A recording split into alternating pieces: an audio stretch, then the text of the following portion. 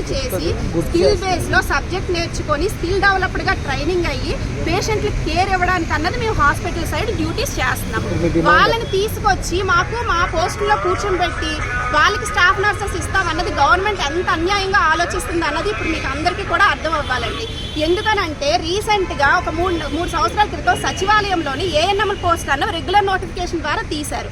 అప్పుడు తీసేటప్పుడు మాకు ఏంటంటే కాంట్రాక్ట్లోనే 15 సంవత్సరాల నుంచి ఉండిపోతున్నాం. మేము ఎప్పటికైనా రెగ్యులర్ అవుతామా లేదా అన్న దృష్టితో మమ్మల్ని కూడా పోస్టులకు ఏమైనా పెట్టుకోమంటారా, మేమైనా ఎలిజిబులా అని చెప్పేసి అప్లికేషన్ పెట్టుకోవడానికి వెళ్తే ససేమిరా కుదరదు, మీరు జిఎన్ఎంస్ బీఎస్సీ నర్సింగ్ వాళ్ళు ఏఎన్ఎం పోస్టుకి మీరు ఎలా పెట్టుకుంటారు నోటిఫికేషన్ అని చెప్పేసి ఎవ్వరు కూడా మా అప్లికేషన్ తీసుకోవడానికి ఇష్టపడిన పరిస్థితుల్లో ఏఎన్ఎంస్ని తీసుకొచ్చి ఇప్పుడు మా పోస్టుల్లో యాజ్ ఏ స్టాఫ్ నర్స్గా నర్సింగ్ ఆఫీసర్గా ఎలా కూర్చొని పెడతారని చెప్పి మేము గవర్నమెంట్ని అడుగుతున్నామండి.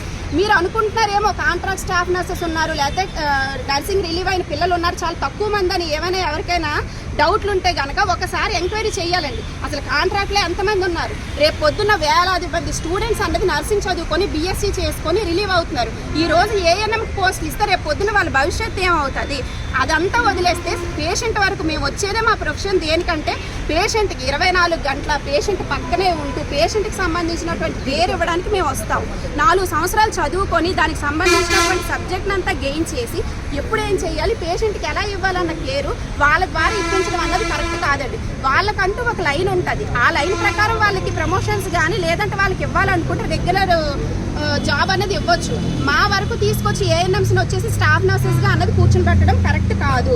మేము ఏంటంటే గవర్నమెంట్కి ఈ విషయం ద్వారా తెలియజేయాలనుకుంటున్నాం. సార్ 15 సంవత్సరాల నుంచి మేము కాంట్రాక్ట్లోనే మగ్గిపోతున్నామండి.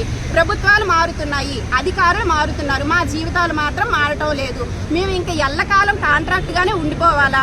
ఇదే ఏఎన్ఎంస్ని మీరు నర్సింగ్ ఆఫీసర్స్గా కనుక కూర్చుని పెడితే రేపు పొద్దున్న ఇప్పుడు చదువుతున్నటువంటి వేలాది మంది స్టూడెంట్స్ వాళ్ళ భవిష్యత్తును కోల్పోతారు. వాళ్ళు అనుకుంటారు మనం ఎందుకు కష్టపడి 3.5 సంవత్సరాలు చదవాలి, 4 సంవత్సరాలు చదవాలి, మనము కూడా 10th చదివేసి ఏఎన్ఎం చేసి వచ్చేస్తే చక్కగా కాలు మీద కాలు వేసుకొని రెగ్యులర్ పోస్ట్ తీసుకోవచ్చు కదా అన్న దీని ఉంటుంది. మా డిమాండ్ అంటే వెంటనే మాకు కాంట్రాక్ట్లో ఉన్న ప్రతి ఒక్క స్టాఫ్ నర్సెస్ని 7,000 మందికి పైగా కాంట్రాక్ట్లో ఉన్న 3,000 మందికి పైగా ఎన్హెచ్ఎంలో కూడా కాంట్రాక్ట్లో పనిచేస్తున్నారు.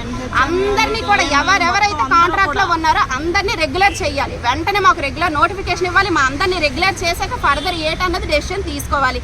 ఏఎన్ఎంస్ని మాత్రం నర్సింగ్ ఆఫీసర్స్గా కూర్చోబెడతామంటే వెంటనే జీవో నెంబర్ 115 రద్దు చేయాలి, వెనక్కి తీసుకోవాలి. ఇదే మేము ప్రభుత్వాన్ని కోరుతున్నాం. ముఖ్యమైనటువంటి డిమాండ్. మాకు ఈ పోరాటం అయితే మేము ఆపమండి. ఇనీషియల్ గా మేము ఒక ఇంటిమేషన్ ఇస్తాం.